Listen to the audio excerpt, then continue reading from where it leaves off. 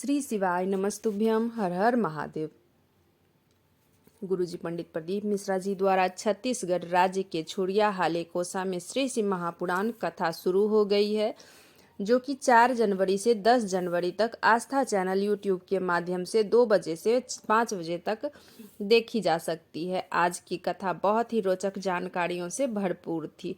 आज की कथा में गुरुजी ने विशेष उपाय, पार्थिव शिवलिंग निर्माण का विशेष उपाय, अगर आपकी कोई कामना पूरी नहीं हो रही है, कोई कार्य सिद्ध नहीं हो रहा है, बहुत दिनों से प्रयास कर रहे हैं पर कोई कार्य सिद्ध नहीं हो रहा है, आपके घर में धन की तंगी चल रही है, पैसे नहीं आ रहे हैं, तो उसके लिए आपको पार्थिव शिवलिंग निर्माण का विशेष उपाय गुरुजी बताए हैं। और पार्थिव शिवलिंग का एक विशेष नियम भी गुरुजी बताएं। पार्थिव शिवलिंग का एक नियम भी होता है, जो कि सभी को वो नियम धारण करना चाहिए। सभी की जानकारियां आपको इस छोटे से वीडियो के माध्यम से प्राप्त होने वाली है। वीडियो के अंत तक बने रहे। अगर किन्हीं कारणवश आज की कथा आप लोग नहीं सुन पाए हैं, तो पूरी कथा का रास्ता तो आपको इस छोटे से वीडियो के माध्यम से प्राप्त होने वाली है। आज की कथा पत्र उपयोगी सहित गुरुजी 14 जानकारियां दिए हैं। बढ़ते हैं आज की कथा की पहली जानकारी की ओर। आप जब लिखने बैठते हो तो कॉपी भरते हो, चाहे वो एग्जाम हो, होमवर्क हो, सिलेट हो, जो हो, कॉपी भरने में पेन खाली होता है। कॉपी भरा गया, उसको भरने में आपका पूरा पेन खाली हो गया। यही कथा हमारे जीवन की है। कॉपी भरने में पेन खाली होती है, मकान भरने में पूरी जिंदगी खाली हो जाती है।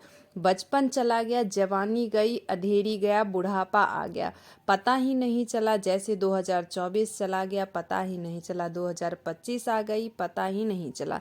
7 दिन कब बीत गया 2025, पता ही नहीं चला। सब कुछ आप खरीद सकते हो, पर यदि जो समय चला गया वो नहीं वापस मिलने वाला है। पर उस समय में हमको कुछ ऐसा करना चाहिए, भगवान भोलेनाथ की भक्ति से सब कुछ पा लिए, तो उस समय गया तो चिंता नहीं होगी। इसलिए समय रहते कुछ अच्छा कर लो, भगवान भोलेनाथ की भक्ति प्राप्त कर ले। बढ़ते हैं आज की कथा की अगली जानकारी की ओर। 2 जगह का धन खाने वाला अपने शरीर के रोग से कभी नहीं छूटता है। वो इल्ली बने, जलचर बने, थलचर बने, चाहे मनुष्य बने। पहला अपने भाई की संपत्ति, दूसरा अपने गुरु की या अपने भगवान के मंदिर के सभी के, ये दोनों की संपत्ति खाने वाला कभी रोग मुक्त नहीं होता है, वो तरफ तरफ के जाता है। बढ़ते हैं आज की कथा की तीसरी जानकारी की ओर। सुगंधी जी पत्र लेकर आई। 1 लोटे जल और पंडाल में बैठकर कथा सुनने का क्या फल है। मेरा बेटा फौज की तैयारी कर रहा था, 2 बार सब कुछ हो गया, सब में फाइनल हो गया, पर नौकरी नहीं हो पाया। सीहोर गया, रुद्राक्ष की माला से श्री शिवाय नमस्तुभ्यम जाप किया। सीहोर में जाकर कंकर शंकर की पूजा किया। मेरा बेटा कभी कभी हिम्मत हार जाता था। जहाँ जानती थी कथा हो रहा है वहाँ चली जाती कथा सुनने। मुझे पता नहीं था कि पंडाल में कथा सुनने से बाबा इतनी जल्दी सुन लेते हैं। बाबा ने मेरे बेटे को सरकारी नौकरी दे दी, उसी का आभार व्यक्त करने हम कथा पंडाल में आए हैं। बढ़ते हैं आज की कथा की चौथी जानकारी की ओर।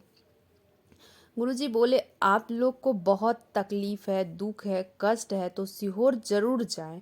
और जाएं तो ऐसा ना करें कि सब सुबह 4 बजे पहुँचे हैं और शाम 4 बजे निकल गए। थोड़ा देर बैठो, बाबा से बात करो, कंकड़ संकड़ को हाथ में उठाकर अपनी मन की कामना, अपनी मन की बात को, अपना दुख, तकलीफ, कष्ट जो भी है आपके अंदर, जो कामना लेकर के आप उस कुबेरेश्वर धाम गए, जरूर बोले। कुबेर भंडारी जरूर आपका भंडार भरेंगे, जरूर दुख तकलीफ मिटाएंगे। बाबा वहाँ जो से कोई जाता है कभी खाली नहीं आता है। बढ़ते हैं आज की कथा की 5वीं जानकारी की ओर। घर से जब आप शिवालय जाओ तो रत्ती भर आप टेंशन लेके मत जाओ, खुश होके जाओ। लोटा भर के ले जाओ। जब तो वो जल आप महादेव पर जल जब चढ़ाते हो तो महादेव स्वयं जान लेते हैं कि आपको कितनी दुख तकलीफ कष्ट है। वो कष्ट महादेव मिटा देते हैं आपको बिना बोले। इसलिए उसके शिवालय जाओ तो महादेव आपको हंसा के घर वापस भेजते हैं। आपके उस 1 लोटे जल में आपकी वाणी छुपी हुई रहती है, जो कि महादेव जान लेते हैं आपकी वाणी में क्या, आप पानी जो लेके गए उसमें क्या वाणी है, आप क्या मन में लेकर के गए हो, तो महादेव स्वयं आपकी उस उलझन को सुलझा देते हैं। बढ़ते हैं आज की कथा की 6वीं जानकारी की ओर। देव और महादेव में बहुत अंतर है। देव दर्शन देते हैं, महादेव आपको दर्शन के लायक बना देते हैं। बढ़ते हैं आज की कथा की 7वीं जानकारी की ओर। अमन कुमार जी पत्र लेकर आए। गुरुजी, मैंने कथा काशी में सुनी थी। आप कहते हो कथा पंडाल में सुनी हुई खाली नहीं जाती। गुरुदेव, 9.5 साल से मेरा सीए क्लियर नहीं हो पा रहा था।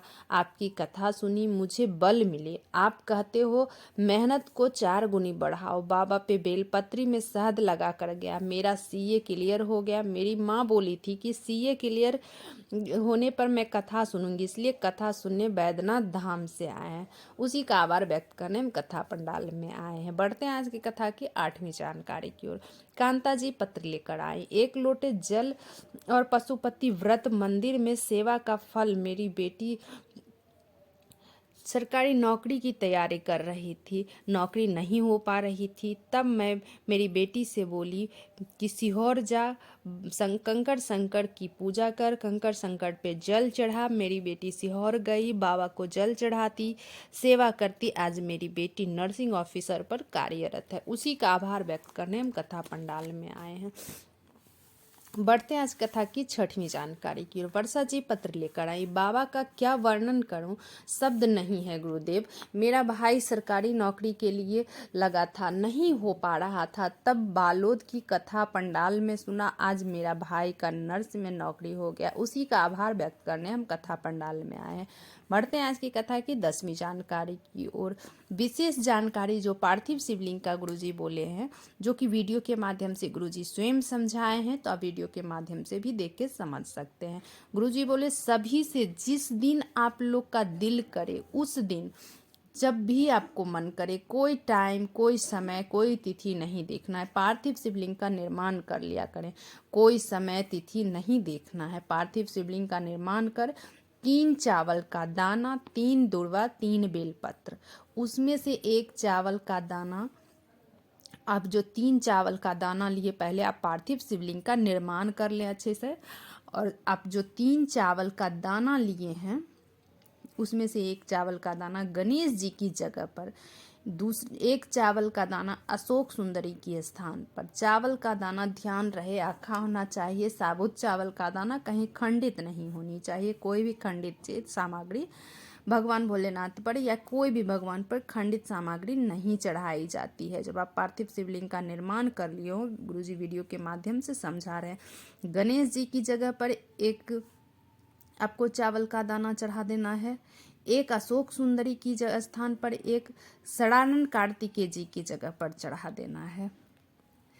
अब आपने जो 3 दुर्वा लिए हैं, 1 दुर्वा गणेश जी की जगह पर, 1 अशोक सुंदरी के स्थान पर 1 दुर्वा चढ़ा देना है, 1 षडानंद कार्तिकेय के स्थान पर आपको 1 दुर्वा चढ़ा देना है। तीनों दुर्वा 3 जगह चढ़ा।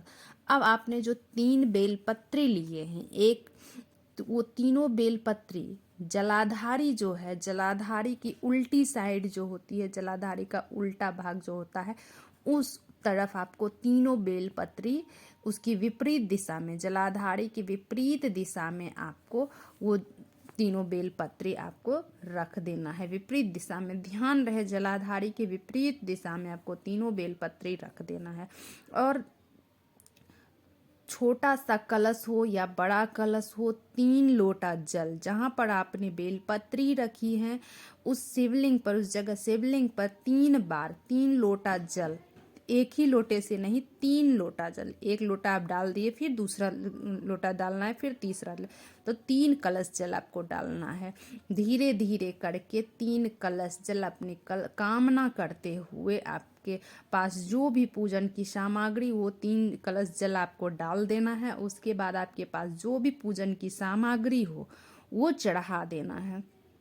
उसके बाद दिए से आरती कर दें।